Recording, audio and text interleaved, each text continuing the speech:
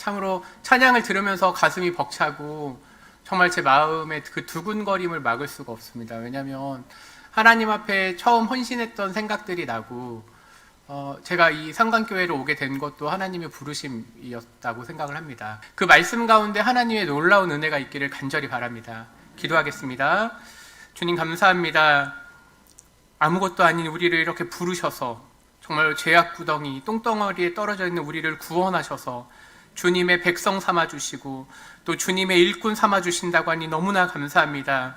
하나님, 우리가 선교의 일꾼들 되게 하시고 선교의 헌신자 되게 하여 주시옵소서. 또한 우리가 직분으로 섬길 때에도 하나님 나라를 꿈꾸며 소망하게 도와주시옵소서. 예수님의 이름으로 기도합나이다. 아멘. 그림을 하나 보도록 하겠습니다. 네, 이 그림이 무엇인지 혹시 아시는 분 계시나요? 네, 맞추면 상품 드리겠습니다. 네, 아시는 분, 네, 종종 이렇게 손을 드시는 분이 계시네요. 네, 이 그림은요, 아주 유명한 한 여성의 뒷모습입니다. 네, 정확하게 얘기하기는 모두가 아는 모나리자의 뒷모습입니다. 혹시 누군가의 뒷모습을 이렇게 눈여겨보신 적이 있으시나요? 사실 사람들은 자기의 뒷모습도 그렇게 눈여겨보지 않죠. 오늘은 이렇게 뒷모습이라고 하는 제목을 가지고 말씀을 나누려고 합니다. 근데 이 뒷모습이라고 하는 건 두 가지 의미가 있습니다. 첫 번째는요, 바울이 자신의 그 과거의 뒷모습을 후회하면서 본 모습입니다. 그리고 또 하나, 바울의 뒷모습은 바울이 어찌 보면 선교사의 좋은 헌신자, 그리고 직분자의 좋은 모습으로서 그의 본이 되기 때문에 우리가 그 바울의 뒷모습을 잘 따라가자라고 하는 의미로 뒷모습이라고 하는 제목을 뽑아보았습니다. 오늘 우리 선교위원회와 뿐만 아니라 이곳에 계신 모든 분들에게 바울의 뒷모습을 잘 보고 따라갔으면 좋겠습니다. 그리고 그 바울의 뒷모습이 우리의 모습이 되었으면 좋겠고, 누군가 우리의 뒷모습을 보고 또 배워가기를 간절히 바랍니다. 우리가 첫 번째, 바울에게 배울 첫 번째 뒷모습은요, 신실한 일꾼이었다는 겁니다. 신실한 일꾼, 신실한 직분자라고까지 말씀할 수 있죠.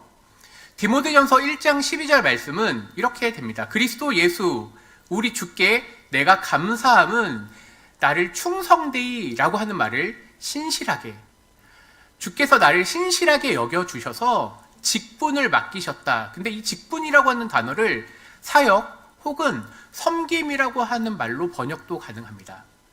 그런데 이 단어, 특별히 1장 12절을 볼 때에 우리가 오해하기 쉬운 게 이거예요. 하나님께서 바울을 직분자로, 선교사로 부르셨을 때 그가 신실하기 때문에 직분을 맡기신 게 아니라는 거예요. 물론 문장의 순서로 보면은 충성됨과 신실함이 앞에 있지만 더 정확하게는 이렇게 해석하는 게 맞을 것 같습니다. 하나님께서 하나님 나라의 직분을 세우셔서 그에게 필요한 게 신실함과 충성됨이다 라고 보는 게 조금 더 정확할 것 같습니다. 하나님께서 주의 나라의 일꾼들, 선교사들, 어떠한 헌신자를 세우실 때 그에게 직분, 사역, 섬김을 하실 때 가장 원하시는 게 무엇이냐? 그건 바로 신실함과 충성됨입니다. 특별히 예수 그리스도께서 바울에게 사도행전 9장에 나타나셨을 때 사도 바울을 향해서 나의 택한 그릇이라고 하셨습니다. 그런데 그는 실제로 하나님을 위해서 신실하지 않았습니다. 그는 교회를 핍박했습니다. 박해자였습니다. 그런데 주님께서 그를 직분으로 세우신 다음에, 선교사로 부르신 다음에 그를 충성되고 신실하게 여기셨다는 거죠. 오늘 읽은 디모데전서 1장, 디모데 후서까지 포함해서 이 신실함이라는 단어가 아주 짧은 책인데 무려 28번이나 등장합니다. 바울이 디모데에게 사역에 있어서 무엇이 중요하냐, 직분에 있어서나 혹은 리더로서 무엇이 중요하냐, 바로 신실함이라는 겁니다. 오늘 선교주의를 맞이해서 또 선교위원회의 위원분들을 이렇게 함께 말씀을 나누면서 선교 헌신자와 혹은 직분자에게 필요한 게 뭐냐? 바로 신실함입니다. 그런데 누구에게 신실할까요? 우리는 첫 번째, 말씀에 신실해야 됩니다. 하나님이 우리에게 말씀하셨기 때문에 그 말씀을 끝까지 따라가야 된다는 거죠. 이 말은 다른 말로 주님께 신실해야 된다는 겁니다. 그런데 주님께 신실하다는 그 구체적인 모습이 어디에서 나타나죠? 바로 직분, 사역, 섬김에 나타납니다. 이걸 쉬운 말로 교회에 신실하셔야 됩니다. 주 앞에 헌신하겠다, 주님의 뜻에 내가 맞추겠다라고 할 때는요, 신실하셔야 됩니다. 내 모든 뜻보다 하나님의 말씀이 우선되고, 때로는 교회가 우선되고, 그리고 주님이 나에게 가장 중요한 분, 그렇기 때문에 사도 바울은 디모데에게 신실하라고 얘기합니다. 두 번째 기억해야 될 것은 바울의 뒷모습인데요. 바울은 은혜를 기억한 사람이었습니다. 사도 바울은 자기를 무엇이라고 소개했냐면 비방자, 박해자, 폭행자라고 했습니다. 그는 교회를 엄청나게 박해했습니다. 그는 예수 그리스도를 믿는 사람들에게 폭행을 행했습니다. 심지어 예수 믿는 사람들을 비방했을 뿐만 아니라 스데반 집사가 잡혔을 때 그가 순교하는 데 있어서 가장 앞섰던 사람이 바로 사도 바울이었습니다. 사도 바울이 신실해서 그에게 맡긴 게 아니라 하나님이 그를 교회의 일꾼으로 삼으시고 신실함을 허락하셨다는 겁니다. 비방자와 박해자와 폭행자였던 그 사도 바울을 우리 주님께서 어떻게 신실하게 여기셔서 사용하셨는지 14절에 보니 우리 주의 은혜가 그리스도 예수 안에 있는 믿음과 사랑과 함께 넘치도록 풍성하였다는 겁니다. 사도 바울은 자신의 믿음의 고백을 했습니다. 자기는 교회를 미워했고 교회를 사랑하지 않았고 박해하고 폭행했던 사람이었으나 하나님께서 나에게 얼마나 큰 긍휼을 허락하셨는지 그 긍휼로 말미암아 이제 내가 주님의 사랑된 일꾼으로, 신실한 일꾼으로 살아가겠다, 이런 고백을 합니다. 15절에 보니까 그리스도 예수께서 죄인을 구원하시려고 세상에 임하셨다. 가장 복음의 핵심을 보여준 거죠. 예수님께서 이 땅에 오신 이유는 죄인을 구원하시려고입니다. 그런데 그 죄인이 누구였는가? 사도 바울은 죄인 중에 내가 괴수라고 하였는데, 이 괴수라고 하는 단어를 살펴보면요, 내가 처음이었다, 내가 으뜸이었다라고 되어 있습니다. 이 단어가 왜 중요하냐면 16절을 볼 때 내가 긍휼을 입은 까닭은 예수 그리스도의 그 놀라운 복음의 은혜를 내가 가장 먼저 받았습니다 라고 하는 고백이 뒤따릅니다. 그러면서 우리 성경에는 일체 오래 참으심이라고 하라고 되어 있는데, 이거를 조금 살펴보면요, 사실은 이 표현이 더 정확해요. 그리스도의 완전한 인내. 사도 바울처럼 나쁜 사람 없었잖아요.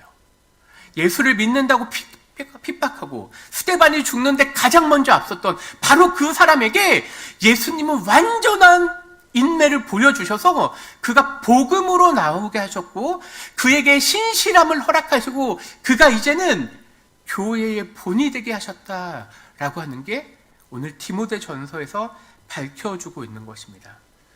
그러면 이 놀라운 복음의 말씀을 듣는 우리 역시 어떠한 고백, 우리는 지금 이 자리에 어떠한 고백이 필요할까요? 그건 바로 내가 죄인이었다라는 고백입니다. 선교를 시작하는 데 있어서 복음의 가장 필요한 핵심은요, 내가 죄인이었다. 그런데 오늘 임직과 직분을 세우는 자리입니다. 그런데 동일하게 그 시작이 무엇이죠? 내가 죄인이었다. 내가 잘나서 어떤 직분을 갖는 것도 아니고 내 무엇이 자랑해서 선교에 헌신하는 것도 아니고 나같이 쓸모없고 가장 비참한 나를 부르셔서 예수님의 그 놀라운 복음을 전하는데, 때로는 그것을 직분자로, 때로는 그것을 선교를 통해서, 때로는 나의 가정과 나의 회사와 나의 학교와 때로는 국내 선교와 해외 선교를 통해서 나를 사용하시겠다. 예수님의 그 완전한 인내를 보여주셨으니 나도 예수님처럼, 나도 사도 바울처럼 그 완전한 인내를 가지고 사랑을 베풀어야 되겠다가 우리에게 가장 필요한 복음입니다. 오늘 마지막으로 어떤 사람인가? 감사하는 사람입니다. 말씀해 보니 그는 17절에 이런 고백을 합니다. 예수님은 어떤 분이시죠? 영원하신 왕, 썩지 아니하고 보이지 아니하고 홀로 하나이신 하나님께 존귀와 영광이 영원무궁하도록 있을지어다. 아멘. 맞습니다. 찬양은요, 때로는 입술로 고백하지만 바울은 입술의 고백을 넘어서서 자신의 삶에 감사함이 넘쳤습니다. 오늘 우리 선교헌신위원회, 우리의 시작은 우리의 비참함에서부터 시작했습니다. 그런데 예수님께서 바로 나의 죄를 위해서 이 땅에 오셔서 죄 있는 나를 위해서 십자가에 죽으시고 부활하시고 그 복음에 우리를 동참시키셨습니다. 바울의 뒷모습을 우리가 보고 따라가야 된다는 겁니다. 저희 아이가 가끔 이런 얘기를 합니다. 오, 예. 도대체 그건 누구 말투일까요? 때로는 C라고는 말을 못하겠습니다. 누구의 말투일까요? 우리 가족을 다 찾아봤습니다. 근데 저더라고요. 아이도 엄마 아빠의 모습을 따라가는데 이걸 다른 모습으로 한번 생각해 보겠습니다. 예수님께서 사도 바울에게 완전한 인내를 보여주셨다면 사도 바울도 디모데를 향해서 완전한 인내를 가지고 사랑을, 그리고 디모데를 넘어서서 말씀 한번 보겠습니다. 디모데 후서 2장에 보니까 너는 은혜 가운데 강하고 또 내게 들은 바를 충성된 신실한 사람들에게 제자를 키우라고 합니다. 그리고 더 나아가서 그러한 신실함, 완전한 인내를 세대를 건너서 그래서 너는 나와 함께 고난을 받는 일꾼이 되라고 얘기합니다. 우리 선교위원회 분들 함께 고난을 받으셔야 됩니다. 직분을 통해서 임직에 임하시는 분들, 아니 여기 계신 모든 분들에게 3절 말씀 우리 같이 한번 읽어보겠습니다. 시작. 너는 그리스도 예수의 좋은 병사로 나와 함께 고난을 받으라. 이 말씀이 오늘 우리에게 주시는 말씀입니다. 정말로 예수님의 일에 동참하시고 함께 고난 받으시고 바울이 갔던 그 뒷모습 우리도 함께 따라갑시다. 기도하겠습니다. 사랑의 하나님, 예수님께서 비방자요, 박해자요, 폭행자였던 바울에게 완전한 인내, 오래 참으심을 보이셨습니다. 사도 바울이 그 놀라운 은혜를 깨달아 디모데를, 때로는 디도를 세워서 주님의 백성들과 일꾼들을 삼으셨습니다. 선교사로, 목회자로, 때로는 직분자로 세우면서 함께 고난을 받는 병사로 부르게 됩니다. 오늘 우리 선교위원회를, 또 오늘 임직과 직분을 통해 세워지는 모든 분들이 그리스도의 그 놀라운 일, 정말로 함께 고난받는 일에 동참하게 인도하여 주시옵소서. 예수님의 이름으로 기도하옵나이다. 아멘.